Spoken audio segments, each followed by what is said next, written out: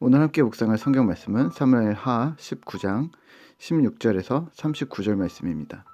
사무엘하 19장 16절에서 39절 말씀입니다. 오늘은 23절 말씀을 읽겠습니다.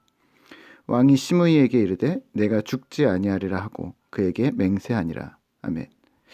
오늘 함께 생각할 주제는 실탈의 풀기입니다.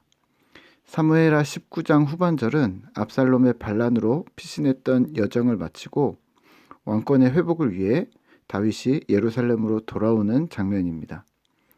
피난을 떠날 때의 역순으로 사람들을 만나면서 맺혔던 응어리들을 풀기 시작합니다. 물론 이건 모두 주의 은혜입니다. 다윗의 행렬을 가장 먼저 저주했던 시므이가 다윗 앞에 나왔습니다. 19절입니다. 왕께 아뢰되 내 주여 원하건대 내게 죄를 돌리지 마옵소서. 내 주 왕께서 예루살렘에서 나오시던 날에 종의 패역한 일을 기억하지 마시오며 왕의 마음에 두지 마옵소서. 아멘.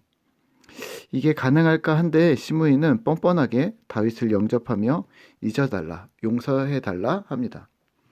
곁에 있던 아비새가 말합니다. 죽어야 마땅하다.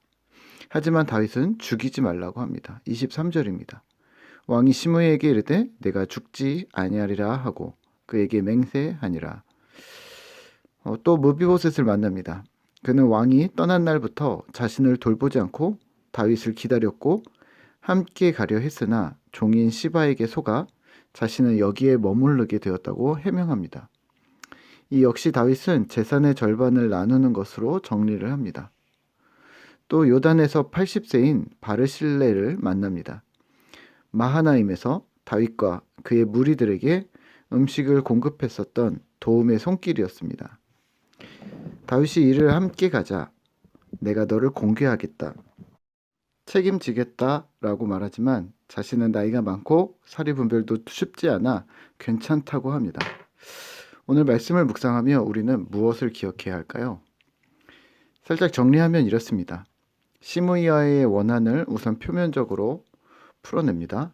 또 무비보셋에 대한 오해를 풉니다. 또 바르실레에게 받았던 은덕에 감사를 표합니다. 다윗의 입장에서는 마음에 쌓인 원한이든 오해든 고마움이든 마음의 짐을 풀었던 듯 합니다. 그렇다면 이 마음의 짐은 어떻게 해결이 된 걸까요? 네, 오늘은 다윗의 상황들, 마음의 짐들이 하나님의 전적인 은혜로 풀어졌음을 기억하시면 어떨까요? 하나님의 은혜였습니다. 괴로움의 시간, 어려움의 시간들을 통과하며 잘 인내했던 다윗의 뒤에서 하나님은 여전히 그를 위해 움직이고 계셨고 결국 다윗은 하나님의 구원을 경험하게 되었습니다. 그러면 오늘 우리는 무엇을 배우고 그로 인해 무엇을 행동해야 할까요? 네, 다윗 역시 인간의 감정으로는 절망과 두려움과 탄식이 가득했을 것입니다. 다윗은 삶의 순간순간마다 하나님께 시를 지어 찬양했는데 시편 3편의 내용이 그와 같습니다. 하지만 시편 3편을 자세히 살펴보면 다윗은 절망과 두려움이라는 감정보다는 하나님을 신뢰하는 모습이 더 강력합니다. 3장 1절입니다. 여호와여 나의 대적이 어찌 그리 많은지요. 일어나 나를 치는 자가 많으니이다. 아멘. 하지만 3절에서는 소망과 구원을 이야기합니다. 3절입니다. 여호와여 주는 나의 방패시오 나의 영광이시오 나의 머리를 드시는 자이시니이다.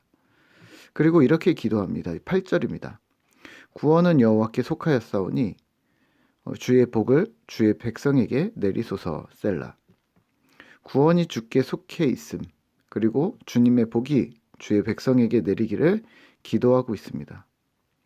실제 다윗의 구원은 인간적인 노력이 아닌 하나님의 전적인 은혜로 이루어졌음을 볼 수 있습니다. 그렇다면 오늘 인생의 고통과 어려움과 환난을 지나고 있는 우리 역시 하나님 앞에서 취해야 할 태도는 다윗과 같은 하나님을 향한 전적인 신뢰가 아닐까요? 인간의 감정은 흔들릴 수 있습니다. 마음이 상할 수 있고 두려울 수 있고 괴로움으로 잠을 못 잘 수도 있습니다. 하지만 팩트는 변하지 않습니다. 하나님께서 여전히 일하고 계시다는 사실 말입니다.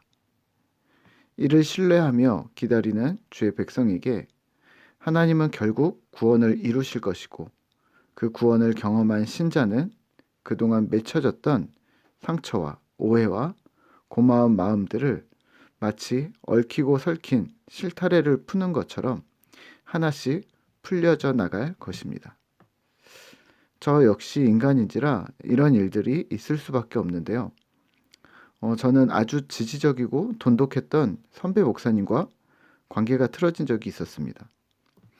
그 당시에는 마음이 힘들었고 든든한 버팀목이 사라졌다는 상실감이 있었지만 마음을 추스리는데 조금 시간이 필요했었습니다. 그 후 4년이 지난 어느 날 갑자기 전화가 왔습니다. 그러더니 몇 마디 하시더니 예전 일은 잊으라고 미안했다고 하시는데 깜짝 놀랐습니다. 원래 그런 분이 아니시거든요.